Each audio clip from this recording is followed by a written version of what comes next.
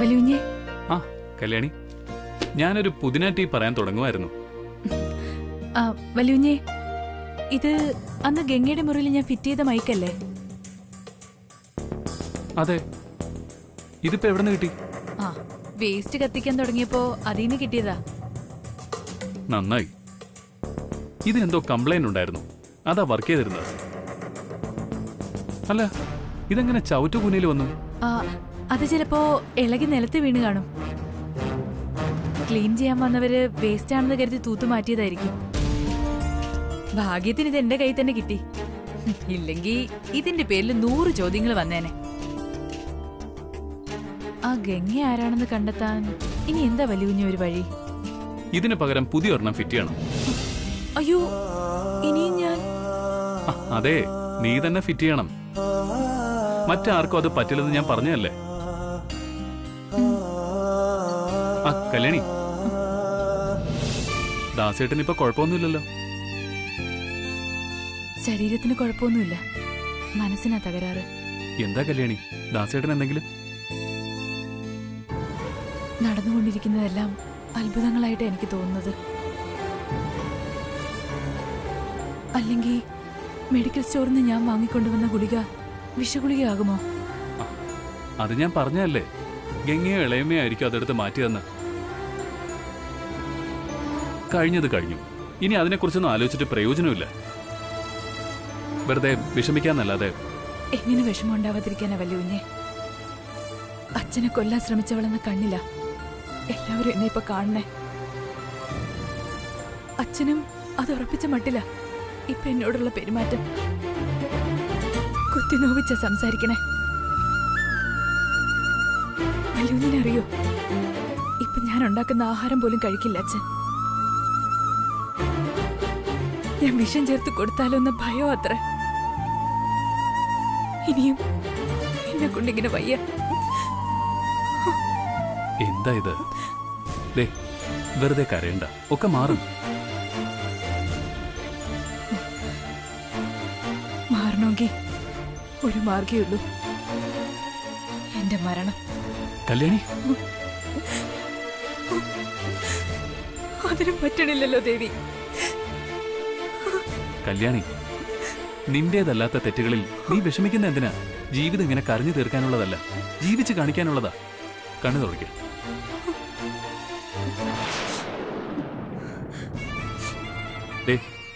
അമ്മ വന്നാലുടൻ നമ്മുടെ കല്യാണമാണ്, അത് മറക്കണ്ട. കല്യാണം ഉറപ്പിച്ചു വെച്ചിരിക്കുന്ന പെൺകുട്ടികള് ഇങ്ങനെ കരഞ്ഞു കലങ്ങിയ കണ്ണുകളുമായിട്ടല്ല ഇരിക്കാനുള്ളത്. നല്ല സുന്ദരിയായിട്ട് ഒരുങ്ങി ചെമ്പരത്തി പൂ പോലെയുള്ള ചിരിയൊക്കെ ചിരിച്ച് സന്തോഷത്തോടെ ഇരിക്കണം. ഒന്ന് ചിരിച്ചേ.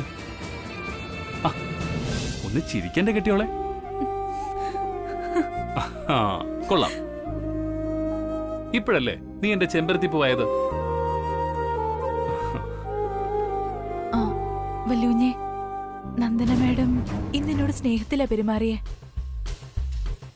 നമ്മൾ തമ്മിലുള്ള കാര്യം അറിയാന്ന് പറഞ്ഞു. ആര്? നന്ദനയോ? അതെ, നന്ദന മാഡം തന്നെ. ഇനിയുള്ള എല്ലാ കാര്യത്തിനും അനിയങ്കുഞ്ഞിനോടൊപ്പം ഉണ്ടാവുമെന്നും പറഞ്ഞു. കല്യാണി, അത് ചതിയാവാനാ സാധ്യത, സൂക്ഷിക്കണം. പ്രത്യേകിച്ച് മഹേശ്വരി ആന്റി കൂടെയുള്ള സ്ഥിതിക്ക് വളരെയധികം സൂക്ഷിക്കണം. മഹേശ്വരി മാഡവും എന്നോട് സ്നേഹത്തിൽ പെരുമാറി. അപ്പോ ഉറപ്പിക്കാം, കുറച്ച് ദിവസത്തേക്ക് അരവിന്ദിനോട് ആരോടും കാര്യങ്ങളൊന്നും വിട്ടു പറയണ്ടെന്ന് പറയാം. ശരി വലിയുഞ്ഞെ.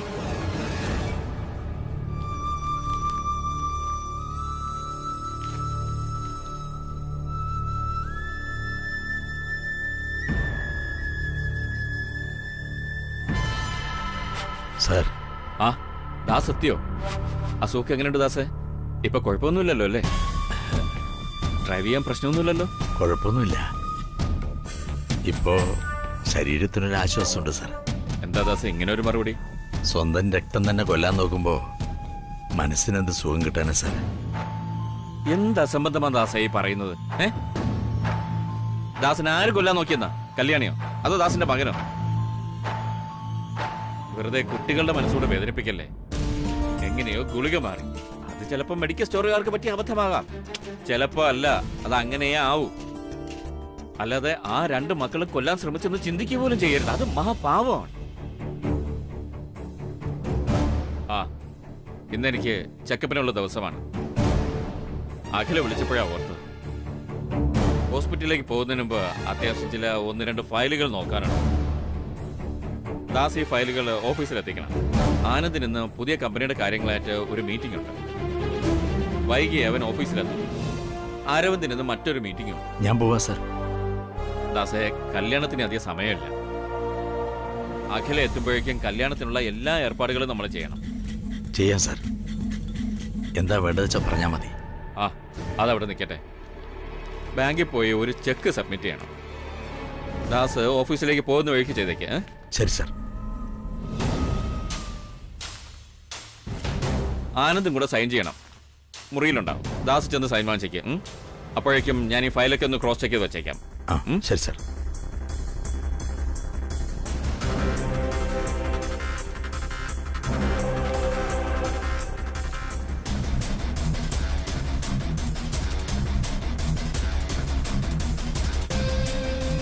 ഞാനും കാത്തിരിക്കുക വലിയ കുഞ്ഞെ, സ്വന്തമാകുന്നുള്ള പ്രതീക്ഷയിൽ തന്നെ.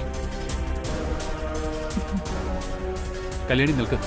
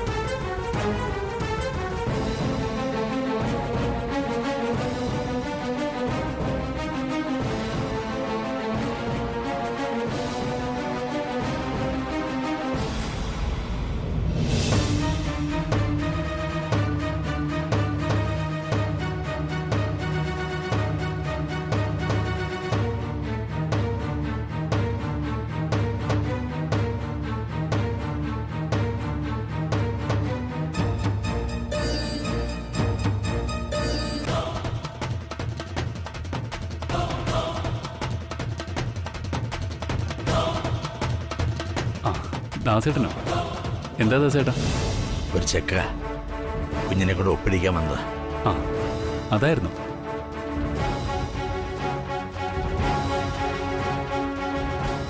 ദാസേട്ടാ, അസുഖം ഇപ്പം എങ്ങനെയുണ്ട്? കുറവുണ്ടല്ലോ അല്ലേ? ഒക്കെ മാറി കുഞ്ഞെ. സുഖമൊന്നും പറയുന്നില്ല. കാരണം ജീവിതം പരാജയമാണെന്ന് കാണിക്കാൻ ഒരുപാട് ആവർത്തി പറഞ്ഞു പോകുന്ന കള്ള. ദാസേട്ടാ,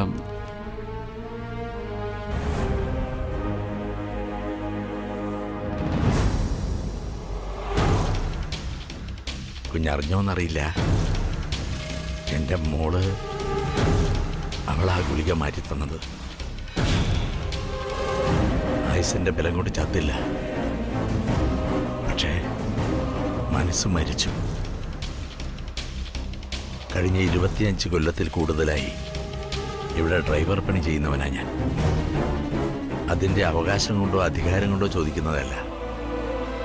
വലിയ കുഞ്ഞിനെയും അനിയ കുഞ്ഞിനെയും ഒരുപാട് തവണ ഈ തോളിലേറ്റി നടന്നതിൻ്റെ അധികാരത്തിൽ ചോദിക്കുക.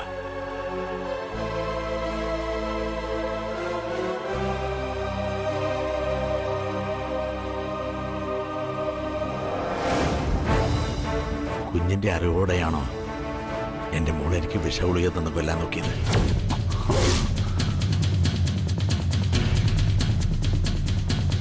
അങ്ങനെ ആവരുതെന്ന് ഞാൻ മനസ്സൊരുക്കി പ്രാർത്ഥിക്കുന്നുണ്ട്. ദാസേട്ടാ, ഇതെന്നെ കൊണ്ട് ചോദിപ്പിച്ചത് ഞാനല്ല, ഉറക്കം കിട്ടാത്തൊരച്ഛൻ്റെ മനസ്സാ.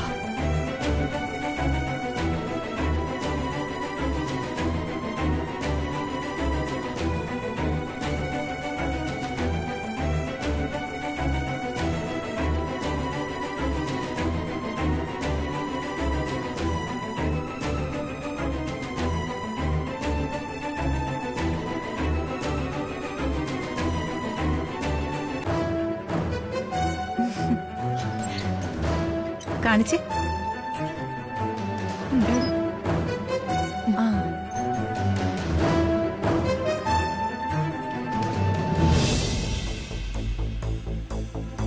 ആന്റി വരുന്നുണ്ട്.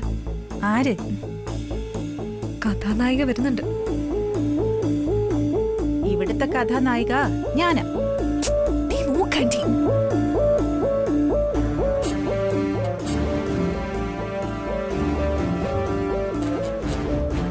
നിക്കടി അവിടെ.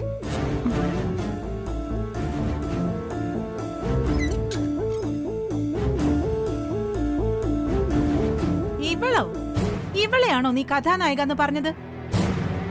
അയ്യേ, ഇത് കഥയിലെ വേലക്കാരി. എന്താടി നിന്റെ മുഖം എന്താ കടന്നൽ കുത്തിയ പോലെ?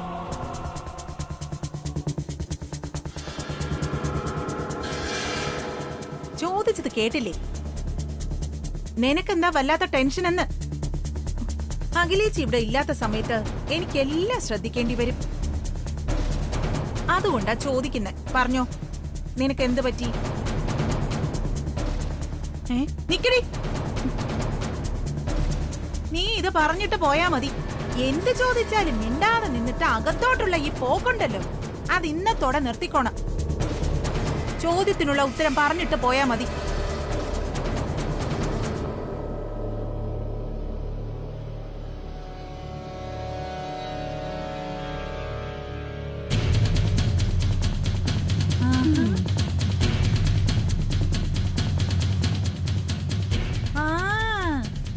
അത് ശരി. അപ്പൊ കാഞ്ചനമാലയെയും മൊയ്തീനെയും ദാസ് കയ്യോടെ പിടിച്ചു അല്ലേ? അതാ നിന്റെ മുഖത്തിന് ഇത്ര കടുപ്പം. ഇനിയിപ്പൊ കാര്യങ്ങളൊക്കെ വളരെ എളുപ്പമായല്ലോ. ആ ഓരോരോ ഇതുണ്ടല്ലോ, അതങ്ങ് മാറിക്കിട്ടി. ഇനിയിപ്പൊ അഖിലേച്ചി ഹരിദ്വാറിൽ നിന്ന് വന്നു കിട്ടിയാ പിന്നെ നാട്ടുകാരെയും ബന്ധുക്കളെയും വിളിച്ചുകൂട്ടി ഇനി ഈ കല്യാണം അങ്ങ് ഉറപ്പിച്ചാ മതി.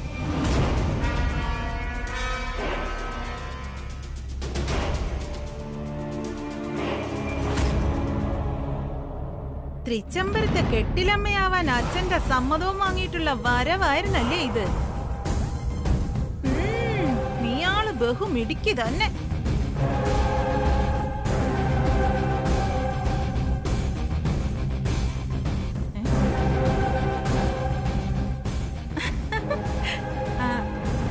അതെ, ഇപ്പൊ കാര്യങ്ങളുടെ കിടപ്പൊക്കെ നിങ്ങൾക്ക് മനസ്സിലായല്ലോ. ഇതാ ആനന്ദും നിങ്ങളുടെ മോളും കൂടി ഇവിടെ നടത്തിക്കൊണ്ടിരിക്കുന്ന പ്രണയ നാടകത്തിന്റെ ഒരു സീൻ.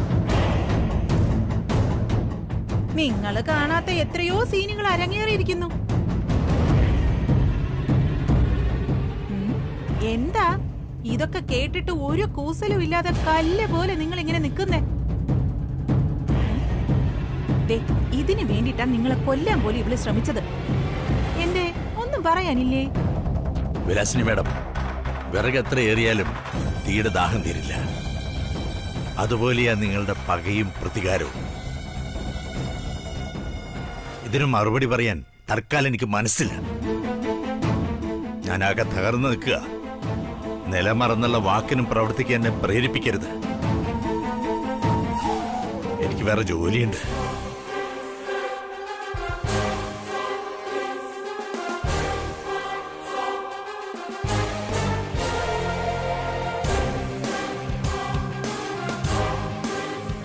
ഭാവി മരുമകനോട് സംസാരിച്ചിട്ടുള്ള പോക്കല്ലേ? വയ്ക്കോ. നാണം കെട്ട മനുഷ്യ. പക്ഷേ ഈ നാടകത്തിന്റെ അവസാന സീൻ എഴുതി ചേർക്കുന്നത് ഈ വിലാസിനി ആയിരിക്കും.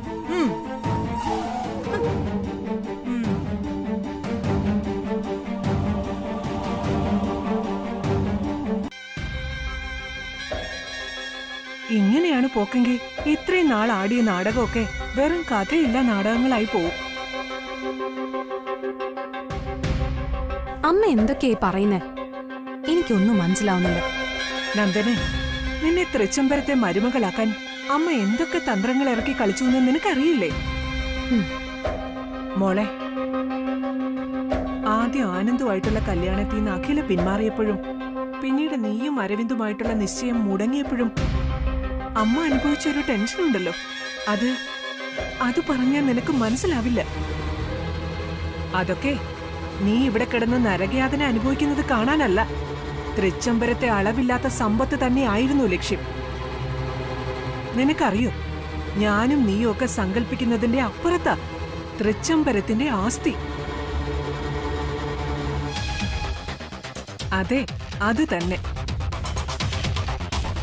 തൃച്ചംബരത്തെ സ്വത്ത് ഭാഗം വെപ്പിക്കണം. അസാധ്യം.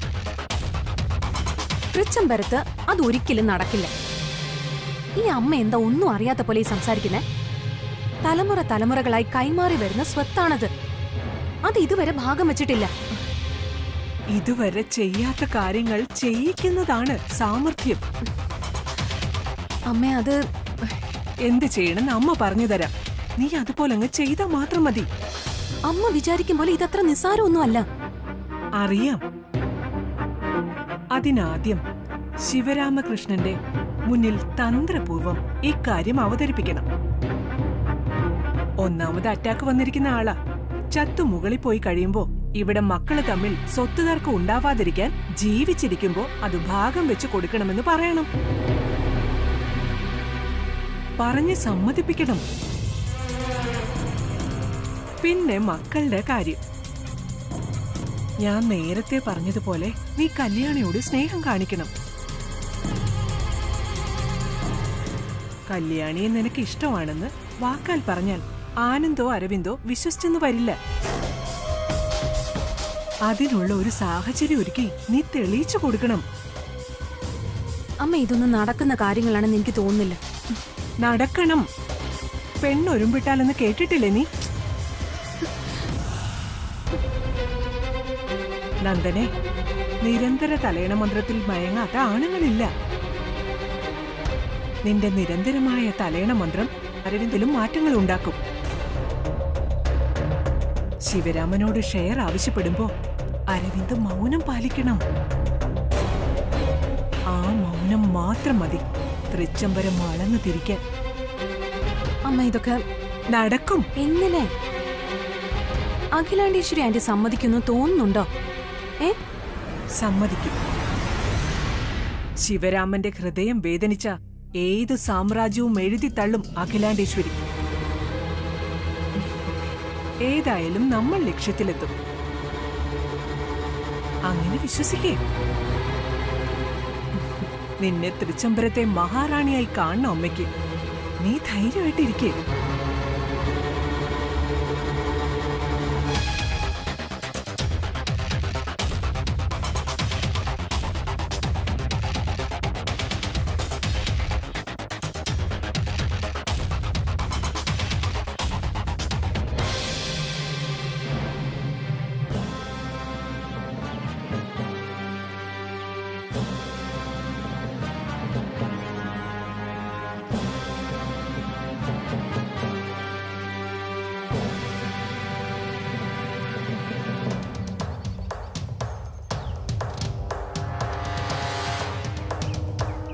ആഹാ, ആന്റി ഇവിടെ നിൽക്കുമായിരുന്നോ?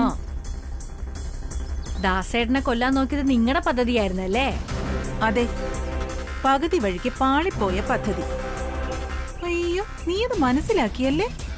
ശോ, അതിനുള്ള തിരിച്ചറിവെങ്കിലും എന്റെ അനന്തരവൾക്കുണ്ടല്ലോ. ഭാഗ്യം. ആന്റി എന്നെ കുറച്ച് കാണുകയൊന്നും വേണ്ട. നിങ്ങൾ ആരും അറിയാതെ തന്നെ കല്യാണിയുടെ കല്യാണ ചെറുക്കനെ തട്ടിക്കൊണ്ടുപോയ കഥ ആന്റി മറന്നു കാണില്ലല്ലോ. എന്റെ കൈ ധരിച്ചു വരിക. അന്ന് നീ കാണിച്ചു കൂട്ടിയ ബുദ്ധിമോശം ഉണ്ടല്ലോ, അതുകൊണ്ടാ ആ കല്യാണി ഇപ്പൊ ഒരു വടവൃക്ഷം പോലെ വളർന്നിങ്ങനെ നിൽക്കുന്നെ. അല്ലെങ്കിൽ അന്ന് അവനെയും കെട്ടി അവളുടെ പാടം നോക്കി പോയേനെ. നിന്റെ ഭർത്താവല്ലേ അവൻ? അവനിപ്പോ എവിടെ ഉണ്ടെന്നെങ്കിലും നിനക്കറിയോ? ആർക്കറിയാം? അത് ഞാൻ അന്നേ മറന്നു. ഒരു ചെറുപ്പക്കാരന്റെ ജീവിതം നശിപ്പിച്ചു കളഞ്ഞിട്ട് അവക്ക് എന്ത് നിസാരം. ആന്റി, അതല്ല എന്റെ സംശയം. ഈ ഗംഗയ്ക്ക് ഇവിടുത്തെ പഴയ കഥകളൊക്കെ എങ്ങനെ അറിയാം? ഞാൻ കരുതിയത് ആന്റി പറഞ്ഞു കൊടുത്തായിരിക്കുന്ന. പക്ഷെ ആനന്ദേട്ടനെയും കല്യാണിയെയും ഗോഡൌണിൽ പൂട്ടിയിട്ടത് ഞാനാണെന്ന് പറഞ്ഞപ്പോ എനിക്ക് മനസ്സിലായി ആന്റി അല്ലാതെ പറഞ്ഞെന്ന്. കാര്യം അത് ചെയ്തത് ഞാനല്ല എന്നുള്ള കാര്യം ആന്റിക്ക് അറിയാലോ. അതൊക്കെ വിട്. അടുത്ത പ്ലാൻ എന്താ ആന്റിയുടെ?